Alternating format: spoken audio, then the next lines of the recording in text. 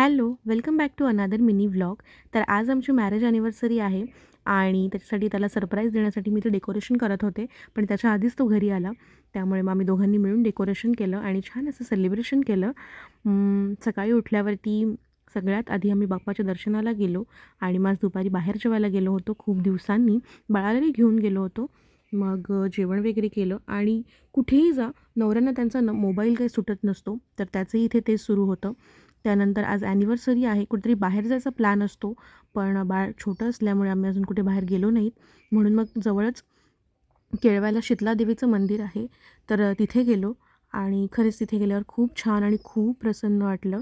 मंदिरामध्ये थोडा वेळ बसलो, एकदम शांत असं वाटलं आणि बाळालाही पुजाऱ्यांनी देवीच्या चरणाशी ठेवलं, त्यामुळे खरंच खूप छान वाटलं.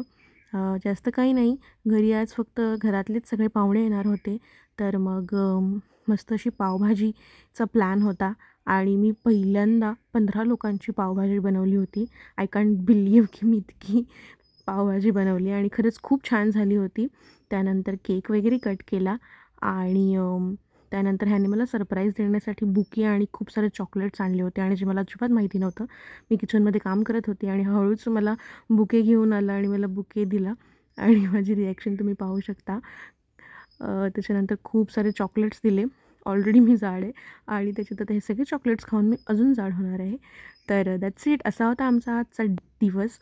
खूप मजा आली आणि खूप छान वाटलं. तुमच्या सगळ्यांचे आशीर्वाद, मेसेजेस, स्टोरी खूप छान वाटलं. Thank you for watching.